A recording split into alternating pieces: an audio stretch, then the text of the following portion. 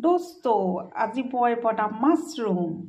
চাবচোন দেই মাছৰুম মই কেনেকৈ বনাম যিহেতু এতিয়া নৱৰাত্ৰি চলি আছে এয়া মই এইখিনি সামগ্ৰীয়ে বনাম যেহেতু নৱৰাত্ৰি চলি আছে মই সেইকাৰণে পিঁয়াজ আৰু ৰচুন ইউজ নকৰোঁ আৰু আজি মই এনেকৈ বনাই পেলাই আপোনালোকক দেখুৱাম দেই কেনেকৈ বনাওঁ মই সেইটোও কৈ দিম মছলা হিচাপত এয়া আজৱাইন আছে ধনিয়া আছে আদা জলকীয়া এয়া অকণমান তোমাৰ আপোনাৰ অকণমান বেচন লৈছোঁ এয়া পনীৰ এয়া মছলা এই ঘৰুৱা মছলাখিনিৰে মই আপোনালোকক বনাই দেখুৱাম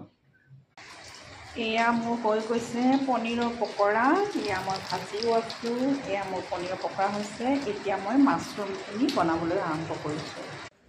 এয়া মই